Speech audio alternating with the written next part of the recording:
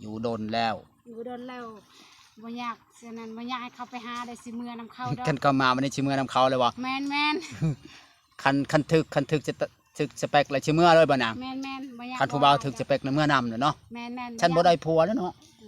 มอแต่รอให้เขามาหาเนาะแม่นเจ้าไปหาเขาเป็นหยังจ้ะนางเอาเนาะเดือนหน้าคันมีคนมากก็สิไปหาเขาแล้วเนาะมานั่นแหละมอแต่รอเขาบ่มาจักเทื่อเนาะรอเขาเท่าแหละรอเขาเท่าซื่อๆเนาะนะแม่น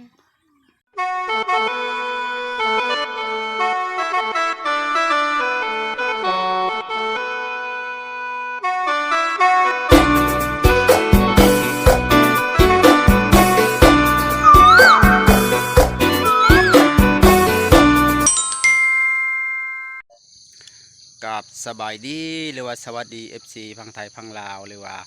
ต่างประเทศก็ยินดีเข้าสู่ช่องบ่าวหนอมพามวลคือเก่าคือเดิมพี่น้องมื้อนี้ก็จิไปหาสาวโสดเปิดใจแต่ดนแล้วพี่น้องปีกว่าๆแหละยังบ่ได้ยินข่าวว่ามีครอบครัวเลยน่าจะเป็นโสดคือเก่าพี่น้องมื้อนี้เราต้องไปทำข่าวตามข่าวหรือว่าไปเบิ่งไปชมนํกันเพิ่นสิมีคำตอบจังใดพี่น้องถ้าผู้ใดได้เบิ่งได้ชมแล้วก็อย่าลืมกดไลค์กดแชร์หรือว่ากดติดตามช่องบ่าวหนอมพามวลคือเก่าคือเดิมพี่น้องเพื่อบ่พลาดในการอัปเดตหรือว่าถ่ายคลิปให้พี่น้องเบิ่งเช่นเก่าเช่นเดิมพี่น้องมื้อนี้เฮาสิไปหาเพิ่นอยู่ทงหน้าพี่น้องเฮือนเพิ่นอยู่ทงหน้าพี่น้องแบบคือว่าสาวนางเปิดใจโชดตลอดน่าจะโชดคือเก่าพี่น้องเพราะว่าได้ยินบ่ได้ยินข่าวว่ามีขู่มีหยังเลยพี่น้องเงียบใส่หม้อยพี่น้องไปต้องศึกษาเสียเวลาเฮาต้องไปถามข่าวว่าสาวโสดคนนี้เขาจะมีคำตอบจังใดพี่น้องไปเลยปุ๊บเรานั่งอยู่เทียงนาผมพี่น้องบ่าวก็สิบ่เคนนี่จ้ะพังว่าวนะบ่ได้จีบผู้บ่าวอยู่ใส่เจ้านี่อยู่ซื่อๆมีเฮาจนลืมหมดแล้วลืมผู้บ่าวบ่ลืมผู้บ่าวลืมมาตัวเองเป็นโสดเลยฮู้จักอยู่ว่าตัวเองเป็นโสดยังแบบลืมเลยแบบบ่ได้ไปอยากลมผู้ใดอยากอยู่ผู้เดียวแล้วก็นอนเขาอยู่ผู้เดียวเขาอยู่โสดเลยแล้วบ่หรือบ่คิดบ่อยากแบบอยู่กับลูก2 คนตอนแรกกันนอนกับลูก2 คนฮอด7 โมงแล้วนอนแล้วเลยบ่ได้คิดจากว่าโทรศัพท์จะพังจะเพลงแล้วกันพ่อคิดในว่าแต่มันยังบ่มีเฮาอันว่าอันนั้นอยากได้อยู่แต่บ่มีคนเอาวันนี้ขนาดแล้วว่าอยู่ก็เลยอยู่ตามธรรมชาติว่าเราสิบ่คิดว่าคนเฮาทุกคนก็ต้องคิดอยากมีนั่นแหละคิดอยากได้อยู่แต่บ่มีคนเอาแล้วก็เลยแบบเฮาก็พังเพลงธรรมชาติบ่มีคนโทรคนคุยแล้วก็อยู่ไปเรื่อยๆบ่แม่นคิดในใจก็อยากมีอยู่บ่นะแม่นมานี่แหละบ่คันอยากมีแล้วเจ้าจะเอาคนแบบใดเฮาก็เอาแบบคนธรรมดาหั่นแหละบ่เอาได้คนรวยหั่นแบบเจ้าชู้คนจนหั่นแบบหันตึกสตาร์ข่อยคนบ่รวยก็เอาได้คนรวยให้เจ้าชู้ไปบ่ได้อยู่เฮือนอยู่ชานมีแต่ไปเล่นประชาบัดคนจนบัดอยู่แล้วหาเงินหาทองให้เจ้าใช้เจ้าสิเลือกแบบใดเอาคนบ่รวยแหละเอาคนรวยว่าเขาเอาซื่อๆแล้วเขาละไปมันเลยเกยแต่เขาแล้วบ่ได้สนใจเรื่องครอบครัวเจ้าเอาได้บ่เอาบ่ได้เท่านั้นฮะสมมติว่ามีคนมักในเจ้าสิมักวัยรุ่นหรือผู้ใหญ่เฮาก็มักผู้ใหญ่เลยค่ะผู้ใหญ่น่าจักน้อยวัยรุ่นนี่แหละว่าเอาคันเอาผู้ใหญ่ละประมาณอายุ30 40ประมาณนี้50ขึ้นกะว่าซัพพอร์ตในการดูแลลูกเนาะเฮาก็มีลูกเนาะกะว่าเขาเลี้ยงลูกเฮาได้หรือว่าเลี้ยงเฮาได้เขาหักลูกเฮาแม่นหักเฮาหักลูกเฮาแม่นตัวนี้หักได้หับได้ทำได้วะหรือว่าเขามักแบบเรื่องเฮาหับได้แบบเรื่องเฮาทุกอย่างนั่นนะคันเขาบ่ติเฮาทุกยากเนาะแม่นโดยอันนี้ก็เฮาก็อยากได้อยู่แต่ว่ามันนั้นแหละคันหาได้ก็เอาคันหาบ่ได้ก็คือว่าละอยู่เป็นโชดคือเก่านะแม่นโชดจนเฒ่าซื่อๆไปนะโชดจนไปบ่ได้พุ่นล่ะเห็นอะไรมันบ่มีเนาะคู่มือนี่ก็โชดจนบ่มีไผเว้านำเจ้าบ่เว้านำเขาหรือเขาบ่เว้านำเจ้าบ่มีคนโทรหาเนาะเขาก็นอนน่ะค่อยก็บ่กล้าโทรหาเขาแล้วเนาะเขาบ่กล้ายันเขาบ่มีเพจมีเบอร์เจ้านึงฮะ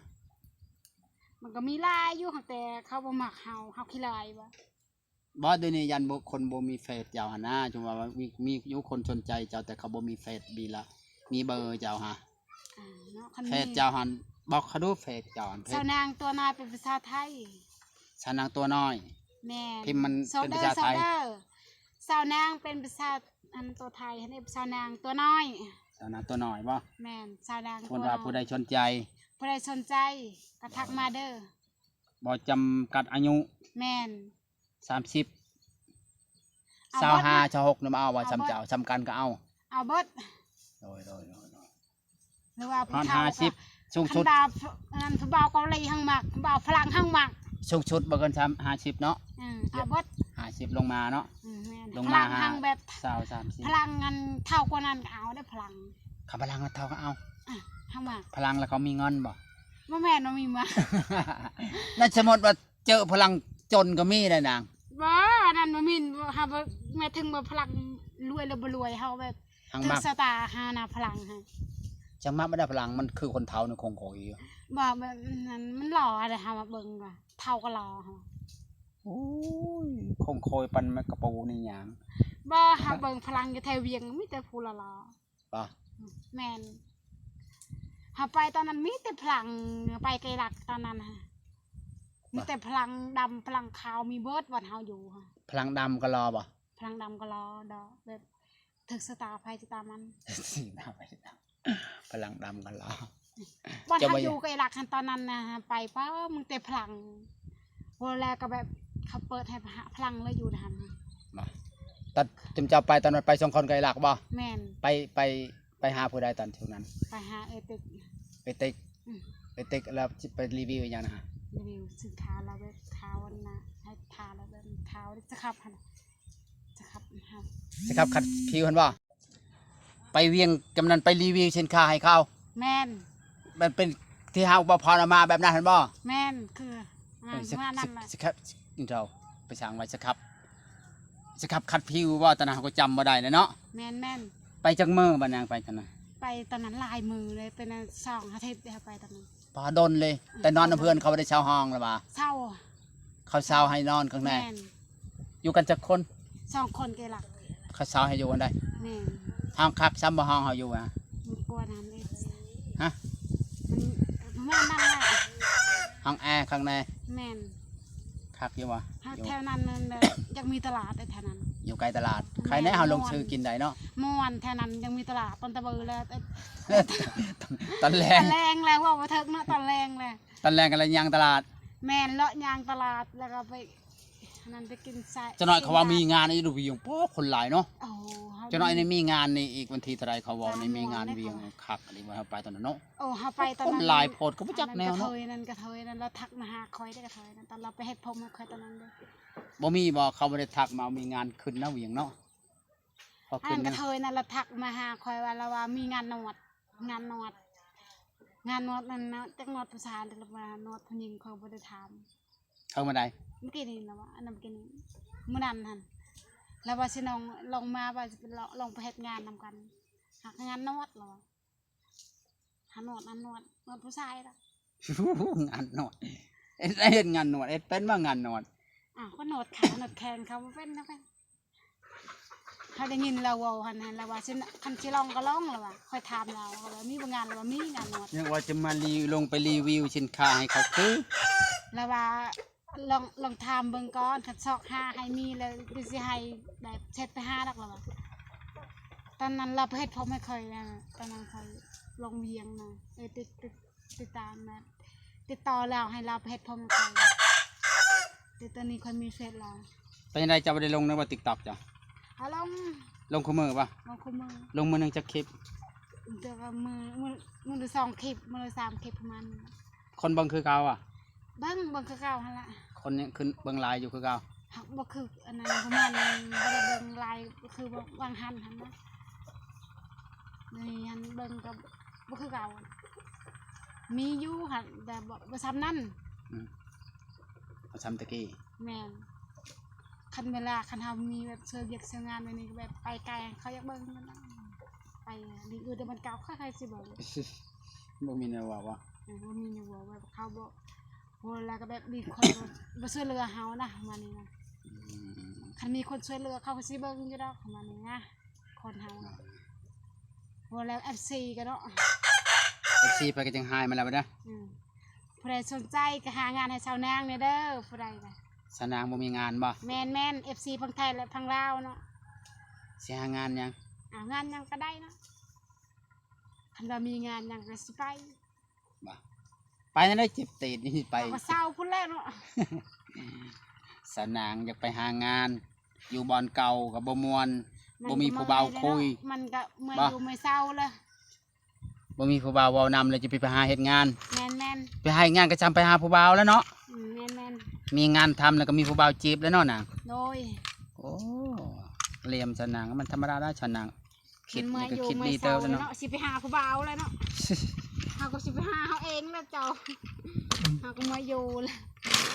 เขาบ่มาหาเจ้าเจ้าก็ต้องไปหาเขาแหน่ แมนข่อยก็สิไป มอติอยู่ไปอยู่มาเป็นตะกองซ้ำ แมน อย่าเป็นตะกองข้างบ้าน เดือนห นะ น้าเนี่ยคันมีก็สิไปแล้วไปหาผู้บ่าวค่ะ เมื่ออยู่เมื่อเศร้าแล้วได้ ฉัน อ ผู้ ยู่ บ่าว ไปใช่ไหมมันก็สิเท่า อยู่ไปดนมันสิเทาคือเพิ่นว่าเนาะ แมน อยู่ไปดนมันสิเทา อาจจะเข้าไปหาแล้วเมื่อนำเข้าแล้วนะสันดีเนาะ คันว่าเมื่อนั้นไม่ได้ได้ บ่ได้ชั่วโมงเนี่ยมันเปลี่ยนแล้วมีแต่ผู้หญิงไปหาผู้ชายแล้วเจ้านะ แมน มีแต่เฮารอแต่ผู้มีแต่รอให้ผู้ชายไปหาผู้หญิงแหละ บ่มี ผู้ชายบ่มาเนาะ บ่มี มันเปลี่ยนระบบแล้วเด้อคือมันก็หันเป็นผู้หญิงหาผู้ชาย แล้วว่านี่ว่าเข้า เห็นบ่เห็นทุกคนเนี่ยมีแต่ผู้หญิงไปหาผู้ชายเด็กน้อยบ้านเฮาแล้วผู้หญิงก็มาหาเขา แม่นเด็กน้อย เขาได้เมียไว้เด็กน้อยผู้หญิงมาหาเขา แปลกเนาะ บางเทื่อก็เข้าเมื่อนำเลยก็มี ผู้หญิง บางคน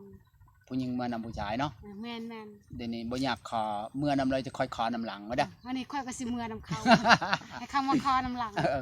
กันมากแล้วนะกันมีผู้มากบ่ เนาะคันมีคนผู้อันนั้นมีคนมากคันนะคันมีคนเอาประมาณนี้แหละ สิเมื่อนำเขาเลยบ่ เงินเดือนนาเนี่ยเนาะคันมีแล้วก็สิเมื่อนำเข้าเลย แล้วคอยมาขอนำหลังมาเด้อ แม่น